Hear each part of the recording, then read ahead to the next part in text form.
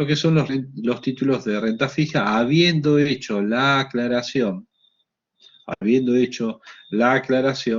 que existía una diferencia entre lo que uno comúnmente plantea como títulos de renta fija y la realidad en cuanto a que títulos supuestamente de renta fija terminan siendo, o que se clasifican normalmente como renta fija, en la práctica implican títulos que tienen una cierta variabilidad, dado que, por ejemplo, como estuvimos explicando antes, hay títulos de deuda que son los normalmente considerados títulos de renta fija, títulos valores de deuda, que tienen una particularidad, y es que esa deuda al momento del pago se calcula a partir de algún tipo de coeficiente, como el caso del SER, o una tasa de referencia, como lo que es la tasa Badlar.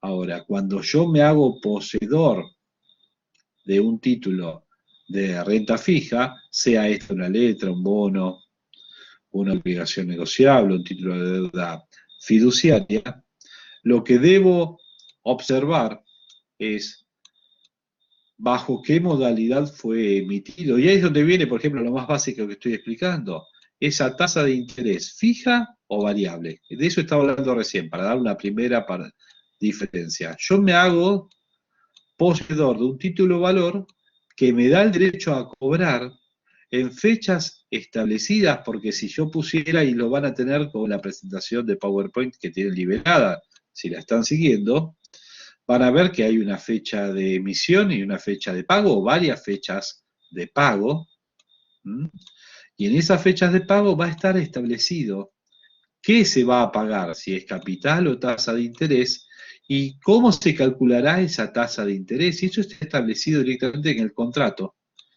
que yo he aceptado si es que participo, y este era el detalle sobre el cual quería profundizar realmente en este tiempo, en lo que fue la suscripción primaria de ese título valor.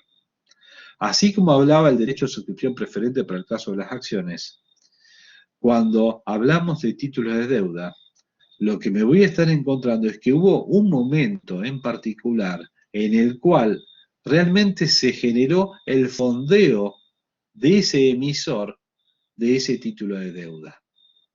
Hay un agente, sea público o privado, que requiere financiamiento. En vez de ir a un banco, tocar la venta, ir y decir, ¿me pueden prestar 100 millones de pesos o 5 pesos? Lo que dice por escala, por posibilidades de trabajar con tasas competitivas, por una posibilidad de acceder a múltiples inversores con los cuales puede negociar o conseguir de alguna manera condiciones más ventajosas en términos de tasa de interés en el mercado de capitales, y no en una entidad financiera con la cual recurre a qué cosa, a la intervención financiera tradicional. Lo que hace es establecer una fecha de emisión de título, un periodo en el cual se ha hecho la suscripción, la recepción de propuestas sobre qué tanto me prestan y a qué tasa de interés. Se tuvo que haber establecido seguramente un sistema de adjudicación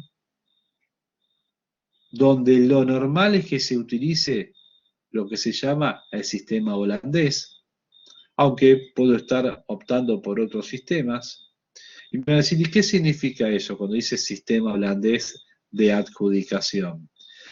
Va a significar que yo puedo estar ofreciéndole a ese emisor de deuda 1 millón de pesos a la tasa del 18%. Y aparece Juan y le ofrece otro 1 millón de pesos, pero al 16%.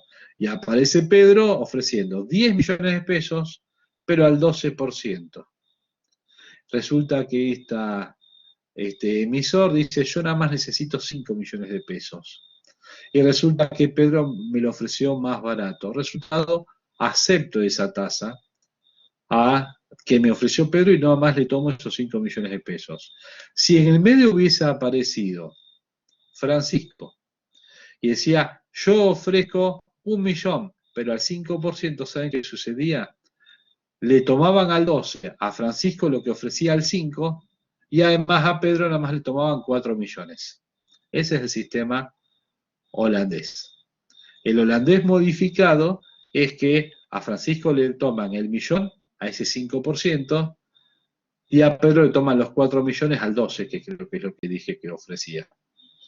El sistema de adjudicación, cuando se construye lo que se llama el libro de ofertas, imaginándonos que existiría un libro donde voy ordenando las ofertas desde la más barata a la más cara, puede significar que establezca una tasa de corte y a todos le pague la tasa de corte, el sistema holandés, o el modificado donde acá, digo, la tasa de corte está acá, hasta acá tomo dinero y a cada uno le tomo el dinero a la tasa que me lo ofreció.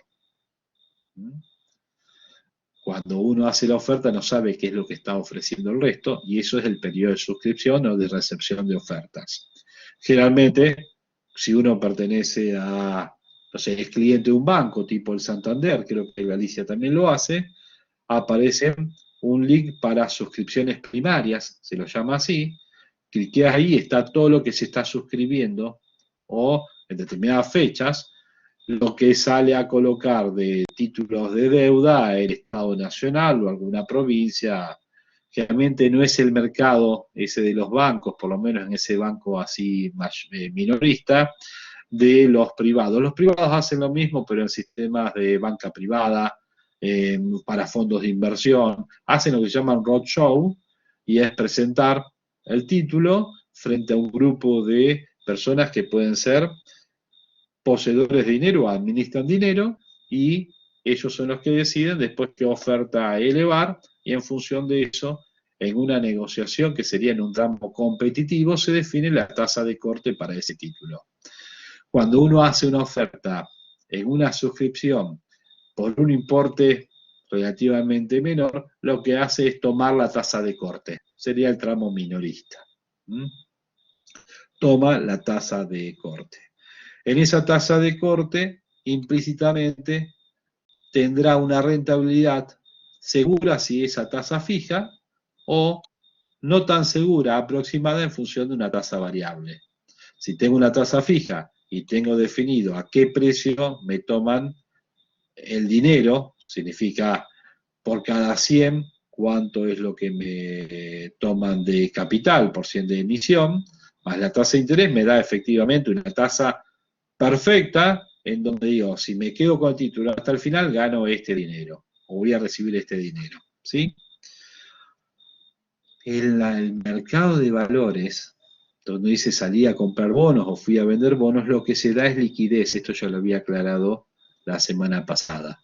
O sea, si mañana compran o ayer compraban porque hoy cortaron los PBA 25 que hablé al comienzo de la clase, la verdad es que se los compraron a alguien que quizás le había comprado otro antes, que quizás le había comprado otro antes, que alguna vez en esa cadena alguien le prestó realmente, originalmente el dinero a la provincia de Buenos Aires. Solamente podría participar en la suscripción primaria sobre ese título valor si la provincia de Buenos Aires hace una ampliación de ese propio título y vuelve a colocar más unidades de ese título de deuda con el mismo vencimiento que el original. Muchas veces lo que se puede hacer para bajar costos de emisión de un título es pedir a la Comisión Nacional de Valores un programa global en donde quizás lo que salgo es que me presento el prospecto y todo lo que correspondía en documentación como para emitir un monto X de dinero de deuda, y solamente después emito un 10%. Ya cumplí con los formalismos sobre el total, sigo manteniendo lo que es el suministro de información, hechos relevantes, en el régimen de oferta pública, y después pido la autorización para emitir otro 20% sobre el programa global. Y así tengo una reducción de los costos en términos de escala que estoy realizando, porque no es lo mismo endeudarse por un monto menor que por un monto mayor de dinero, sea esto válido para una entidad muy grande o para alguien que se quiere endeudar en un monto menor de dinero. Efectivamente, también tendré en el título valor establecido la forma en la cual se va a amortizar. Así como también esa tasa de interés cuando se va a pagar. Pero la amortización, hay títulos de que se llaman de descuento, lo había nombrado antes, que son generalmente las letras. Había quedado en trunca esa explicación. Generalmente las letras son títulos de descuento. Si mañana quieren fijarse, se van a encontrar que son números S30, S1, lo estoy diciendo de memoria, es la sigla que corresponde a una letra del gobierno nacional que vence, si no me falla la memoria, en octubre. Y se van a encontrar que cotiza a 0,92. Es decir, ¿qué significa 0,92, 0,93? Que vas a cobrar 1 y hoy pagás 0,93 en el mercado. La tasa de interés surge como en el descuento de un título como un cheque. Dirían, ¿cuánto queda en medio? 6,3. Bueno, 6,6,5. Bueno, 6,5 tendría que ver los costos de transacción, pero 6,5 sobre 93,5 que puse sería la rentabilidad, o sería, sí, sería la rentabilidad que estoy obteniendo para ese periodo. Lo anualizo y veo la tasa de rentabilidad anual con la cual estoy trabajando, ¿sí?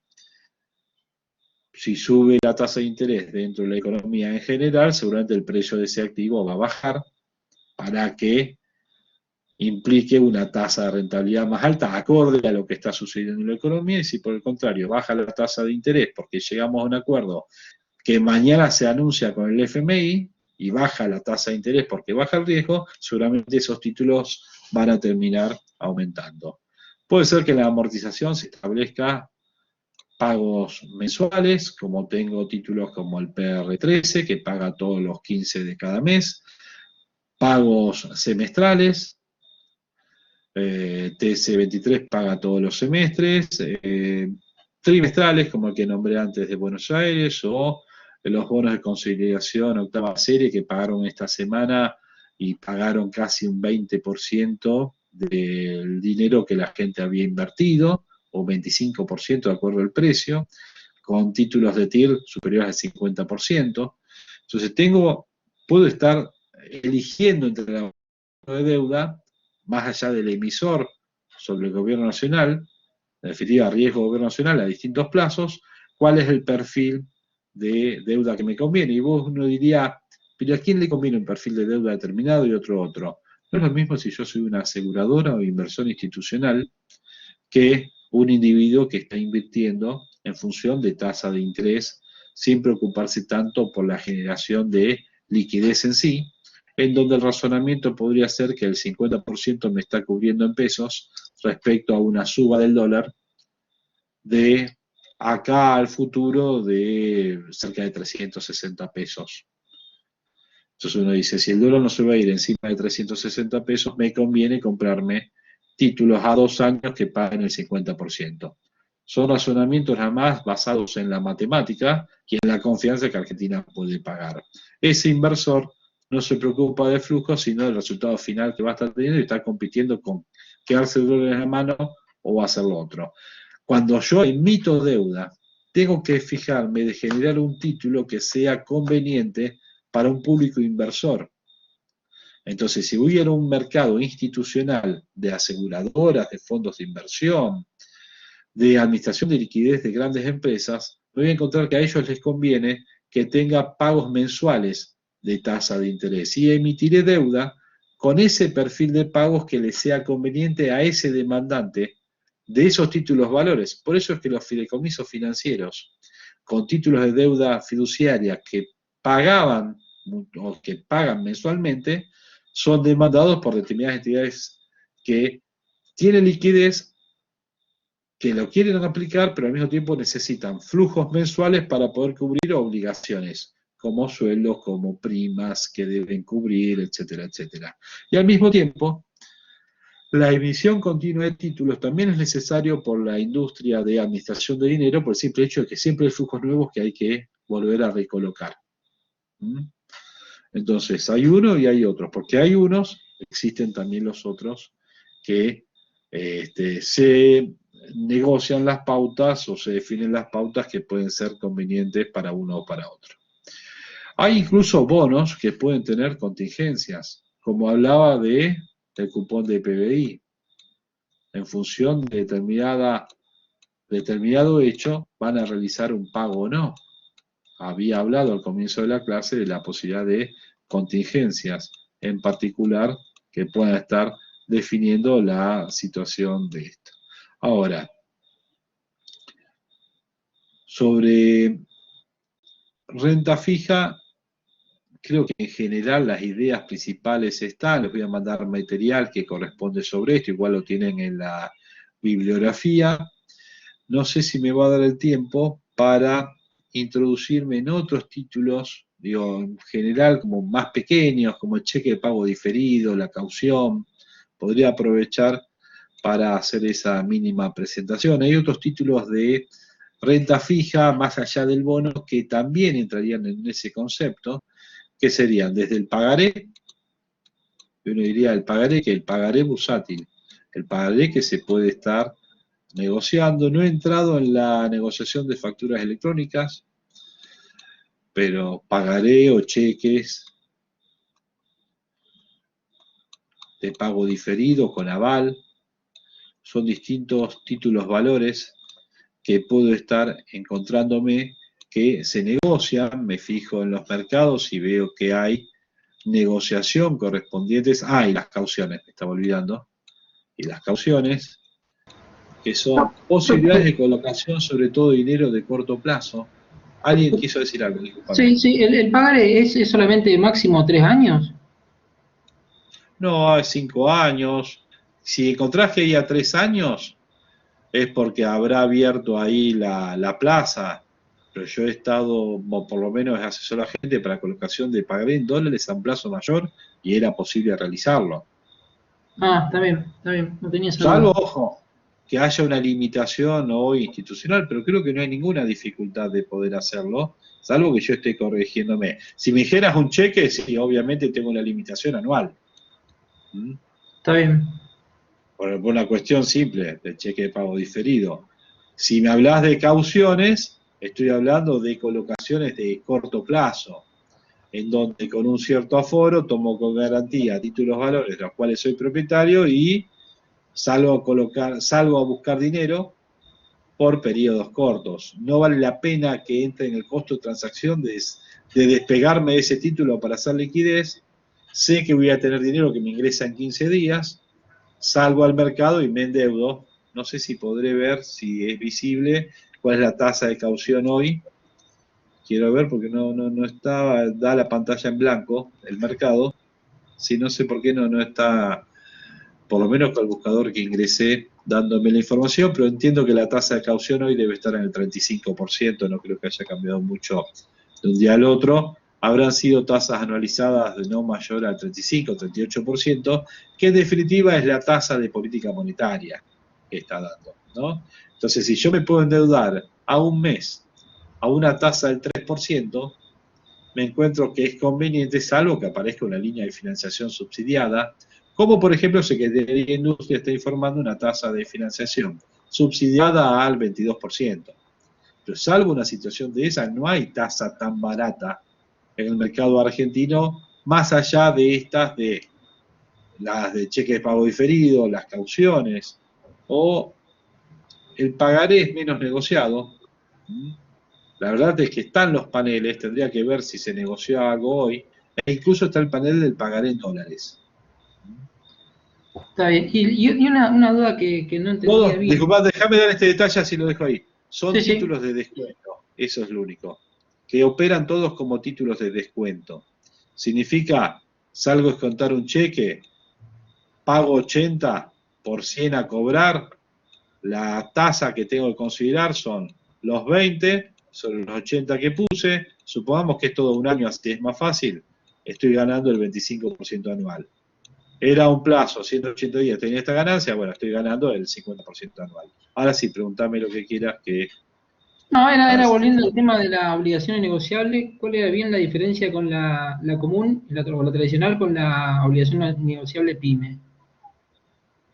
Los regímenes pymes tienen morigerada lo que es la información y los costos de emisión de los títulos. Por ejemplo, en una colocación de un título valor sin ser régimen PYME, yo me voy a estar encontrando que requiero la calificación de riesgo crediticio de dos entidades, de dos consultoras que se ocupan específicamente de esa calificación. Si voy a una entidad financiera, me voy a encontrar que es obligatorio que tenga la calificación de riesgo crediticio de dos entidades y ponerle que esa calificación me sale $5.000 por cada calificación.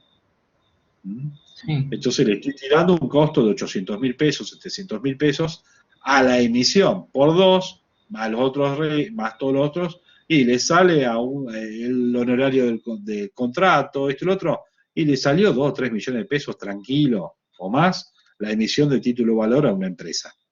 Entonces, soy Garbarino, bueno, justo quebró ahora. Quizá lo tengo en la mente porque estaban todos los hechos relevantes de Garbarino hoy publicados en la bolsa. Pero soy una empresa mucho menor y no puedo asumir, quiero salir a buscar 20 millones de pesos, no puedo tener 5 millones de costo de transacción. ¿Qué hago? Entro al régimen PYME y me encuentro con condiciones diferentes, hay que ver cómo están actualizadas. Son pocas las pymes las que entran al mercado realmente a buscar financiamiento, pero me encuentro con condiciones diferentes que son más baratas, no tengo la calificación de riesgo crediticio, me cobran con otras tasas de mercado, o sea, es un incentivo para que entre la pyme al mercado de capitales. Ya crecerá y le cobrarán los costos que corresponden, pero que se diluyen en una emisión mucho más grande. Ah, está bien, está bien. Bueno, ¿Sí? esa era la duda. Imagínate que emitir $1.000.000 en deuda es insignificante, todo es de la espalda de quien lo realice. Si me lo decías a mí es una fortuna, pero se lo decimos a la gente de TGLT que el otro día habíamos la empresa, o ya que lo nombré Semino, y de golpe esa gente necesita $60 millones, o Richmond necesitaba $80 millones. Entonces no tiene problema en asumir un costo de, pongámosle, $100.000 o de $200.000 para salir a buscar $80 millones. Pues si lo llevo al porcentaje no existe. Ahora, me encuentro con una empresa que he asesorado, que sale a buscar una máquina para poder realizar un tratamiento en particular de una materia prima, y de golpe está necesitando $500.000, que es mucha plata, pero para el mercado es muy poquitito. Digo, andar a emitir pagarés es imposible, andar esto es imposible, esto tampoco, bueno, veamos el régimen PYME, si te interesa, o termina yendo a una oferta privada y no entrando en el mercado, pero lo hago dentro del marco del mercado de valores, voy a tener condiciones más ventajosas para que esa empresa que sale a buscar al mercado una suma que es importante en pesos, pero que en dólares es pequeña, bueno, el costo de transacción no le es el 6 o el 7% de lo que sale a buscar, sino te sale cara la colocación de la deuda. Claro, claro. Esa es la idea del régimen PYME. Igual que nosotros tenemos hasta normativamente, no está operativo, una especie de Nasdaq local, que nadie ha emitido una acción. Pero cuando fue hace 20 y pico de años el auge de las .com, acá se armó el marco institucional para que las empresas de tecnología salgan a emitir acciones en la bolsa argentina. Nunca se hizo, pero el marco normativo está. Bueno, veo que son cerca de 25, les dije más o menos a esta hora los iba a liberar. ¿Les parece hacer el trabajo práctico que deben? Y yo desde acá, más que nada, voy a entrar en lo que es la parte de derivados financieros, ya que no lo han visto. Entramos en algo que me di cuenta que no he estado hablando y después en la parte de derivados financieros en la clase que viene.